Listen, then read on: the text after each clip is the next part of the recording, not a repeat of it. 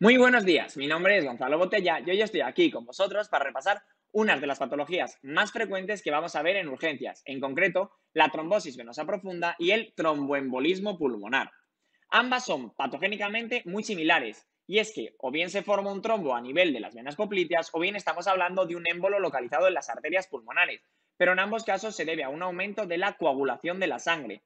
Este aumento de la coagulación se debía, según Virchow, a tres factores: al éxtasis sanguíneo, a los condicionantes que provoquen hipercoagulabilidad y a las lesiones del endotelio.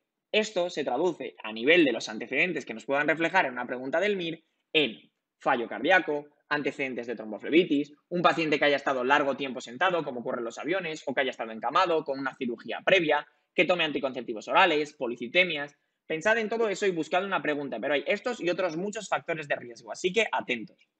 Si además de estos factores de riesgo nos hablan de un paciente que viene por dolor, edema en la pierna, la aparición de varices o el aumento de varices que ya existían, entonces he de pensar en una trombosis venosa profunda. Y lo siguiente que hago es explorarle.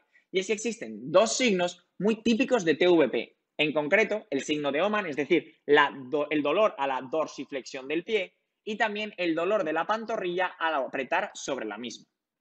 Una vez tengo la información de la exploración, de los síntomas y de los antecedentes, me voy a la escala de Wells, que es una escala que me permite puntuar y con ello saber el riesgo de que el paciente sufra una trombosis venosa profunda.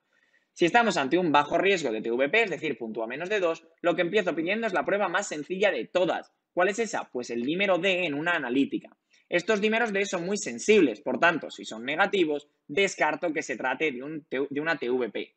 Sin embargo, como son poco específicos, si es positivo no me garantiza que esa elevación se deba a una TVP, por lo que he de pedir una prueba de imagen para confirmar que existe ese trombo. Si esa prueba de imagen es positiva, bien de forma directa porque veo el trombo o de forma indirecta porque me doy cuenta que no puedo comprimir algunas regiones de las vías poplíteas, asumo el diagnóstico y empiezo con el tratamiento. Mientras que si es negativa, es decir, no concuerdan el dímero D y la ecodoppler, lo que hago es repetir la ecografía a los 3-7 días. ¿Por qué? Porque la ecografía es una técnica muy dependiente del observador y lo que puede haber ocurrido es que te hayas saltado el trombo sin querer, así que repítelo e intenta cerciorarte de que realmente no haya ningún trombo ahí.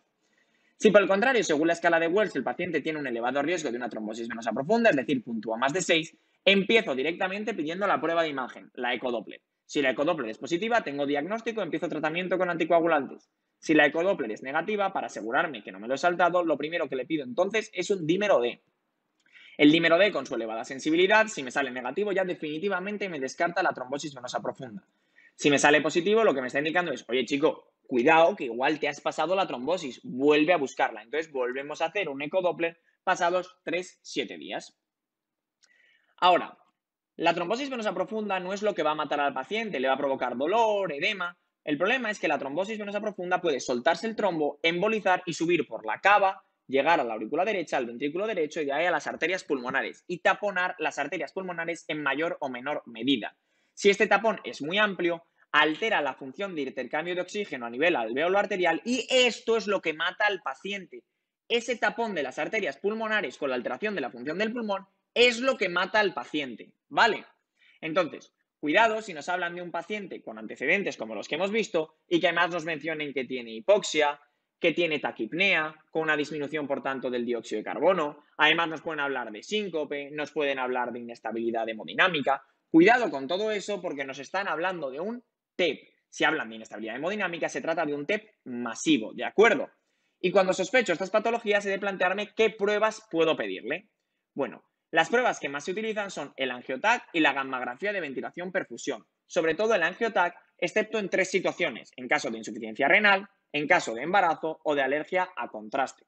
En los casos de insuficiencia renal o alergia al contraste, entonces tiramos sobre todo de la gammagrafía de ventilación-perfusión, que lo que nos habla es de si existe congruencia entre las zonas del pulmón ventiladas y perfundidas. Si existen dos o más zonas en las que vemos que no hay congruencia, es decir, que están ventiladas y no perfundidas, podemos entender que esto se debe a un TEP. El problema es que la gammagrafía de ventilación-perfusión requiere de dos condiciones para poder ser útil. La primera es que el paciente ha de estar estable y la segunda es que no ha de haber una patología pulmonar preexistente, ya que si lo hubiera, esa incongruencia de ventilación-perfusión podría no estar debiéndose al TEP, sino deberse a esa patología previa, ¿de acuerdo? Si no puedo utilizar o me salen negativas tanto la una como la otra, puedo valorar la que es la prueba más sensible y específica, aunque no tan usada, que es la arteriografía, que al final lo que hace es dibujarme perfectamente el árbol vascular y mostrarme si existe alguna interrupción, algún stop que se deba a un TEP. Otras pruebas de las que puedo tirar son la ecografía, el electrocardiograma, que me va a permitir en la mayoría de las situaciones ver un electrocardiograma alterado pero sin nada específico. Menos frecuente pero muy específico es que aparezca un patrón de S1, Q3, T3 o que, como te dicen muchísimas veces en el MIR porque les encanta, te hablen de una inversión de la onda T en V1 o V4. Puede haber también un bloqueo de rama derecha o una taquicardia. En una analítica me va a interesar mucho el nivel de D-D, que va a estar elevado. Igual que en una gasometría es muy típico que aparezca una hipoxemia con una hipocapnia debido a esa taquipnea que está lavando más dióxido de carbono de lo normal.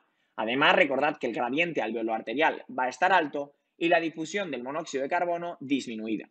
Otra prueba de imagen que puedo emplear es el ecodoppler a nivel de las pantorrillas, a nivel de los vasos poplíteos, para ver si hay ahí una trombosis venosa profunda que haya podido soltarse, embolizar e ir a las arterias pulmonares. Por último, también es útil, y ya ha caído en el MIR, una radiografía, y es que existen dos signos muy típicos de TEP en la radiografía. El primero es la joroba de Hampton, es decir, un triángulo cuya base está en la pleura que aparece más denso y que responde a una isquemia del pulmón. Es un infarto de una región del pulmón que se debe a que ese TEP no ha permitido la vascularización de esa zona del pulmón y se ha muerto, necrosado. La otra es el signo de Westermarck, que es una zona del pulmón hiperclara porque no está llegando sangre a esa zona del pulmón y por tanto no se ve ese color blanquecino que le da la sangre al pulmón, porque al final la sangre es un líquido. Entonces, una vez sé las pruebas, he de ver cómo voy a manejar a un paciente del que sospecho un TEP. Cuando tengo una sospecha de TEP, mi sospecha en función de la clínica puede ser alta o baja.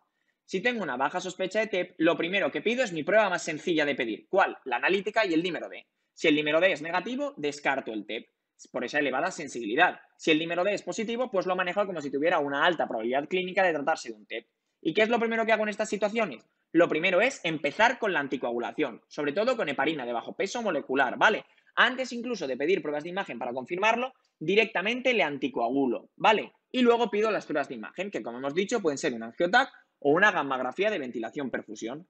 Si cualquiera de las dos es positiva, tengo el diagnóstico. Si es negativa, dado que tiene un alto riesgo de ser un TEP por la clínica o el dímero D, pues me interesa descartarlo o quedarme plenamente tranquilo pidiendo una segunda prueba de imagen, en concreto una ecodoppler de las venas poplíteas para ver si encuentro ahí el posible trombo que se haya soltado y embolizado, una parte del mismo que se haya soltado. Entonces, el ecodoppler volvemos a lo mismo. Si es positiva, pues me da el diagnóstico. Si es negativa, he de confirmar que realmente no me la haya saltado o, como ya tengo dos pruebas de imagen negativas, puedo aceptar que realmente no se debe un TEP. Es decir, puedo descartar o puedo requerir una tercera prueba de imagen. Decidiré entre lo uno y lo otro en función de mi sospecha clínica de que se trate realmente de un TEP. En este caso, si tuviera que pedir una prueba de imagen más, pediría la más sensible y la más específica, la arteriografía. ¿Vale?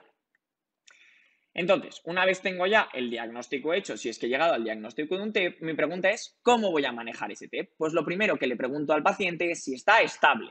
Si en la pregunta me hablan de un paciente que no está estable, cuidado, ese paciente se os puede morir.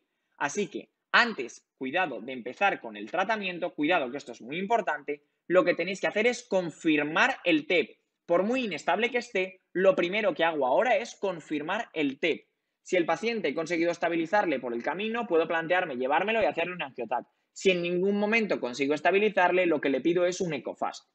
Una vez he confirmado el diagnóstico, que esto es muy importante por el elevado riesgo que suponen los tratamientos que vamos a emplear aquí, lo que hago es plantearme si tiene o no contraindicación de fibrinolisis. Por ejemplo, tiene unas plaquetas muy bajas, tiene una cirugía reciente, tiene un sangrado presente, pues entonces contraindicaría fibrinolisis. Si no lo contraindica, fibrinoliso. Si sí que hay una de estas contraindicaciones, utilizo una terapia más mecánica, como es una trombectomía, ¿de acuerdo? De una u otra forma, después de hacer la terapia, me planteo si he conseguido ya estabilizar al paciente. Si el paciente no está estable, entonces he de seguir intentando hacer estas técnicas para estabilizarle, pero no puede volver a fibrinolizarle, porque el riesgo de hemorragia sería demasiado alto. Así que de una u otra forma, lo que hago es, en este segundo intento, utilizar la terapia mecánica de la trombectomía.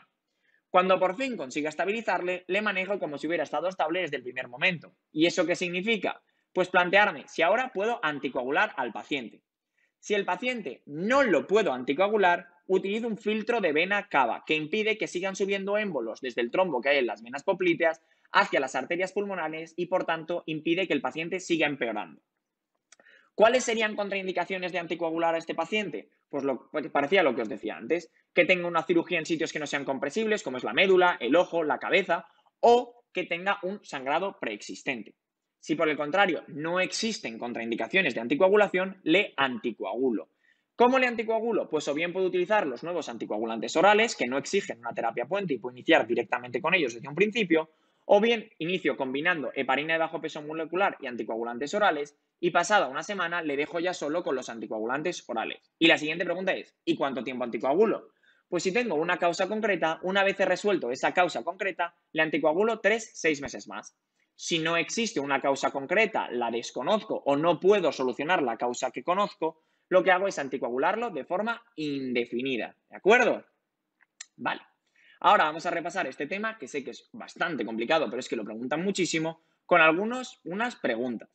En concreto, se trata de esta pregunta de hace un par de años, que vamos a ver primero los conceptos que nos sirven para sacarla. Nos hablan de un paciente con un esguince grave, ya huele algo de trauma. Además, nos hablan de disnea, taquipnea, mareo y síncope, que ya tiene que empezarnos a encender la bombillita del TEP. Además, nos hablan de un paciente inestable, así que si es un TEP, pensad en un TEP masivo. Y si tenéis dudas de si se trata de un TEP o no, si leéis hasta el final os dicen, en la angioTAC hay múltiples defectos de reflexión en ambas arterias pulmonares. Es decir, os han descrito lo que se ve en el angioTAC de un TEP. Estamos ante un TEP, que además hemos dicho que es un TEP masivo, es un TEP que está inestable por esa presión sistólica menor de 100. Así que, ¿qué hacíamos en un TEP inestable? Después de confirmar el diagnóstico, nos planteamos si está o no contraindicada la fibrinolisis, pero lo que no hacemos es darle heparina ni ponerle un filtro de vena cava. Eso cuando el paciente esté estable. Entonces, podemos recurrir a la trombectomía o a la fibrinolisis. Solo recurríamos a la trombectomía si nos hablaban de situaciones o de pacientes en los que estaba contraindicado la fibrinolisis, lo cual no nos dicen en ningún momento en esta pregunta. Así que no os compliquéis la vida, marcáis la fibrinolisis y os lleváis la neta para vosotros. Sé que el tema es complicado, pero espero que os haya sido útil y os deseo muchísima suerte de cara al MIR.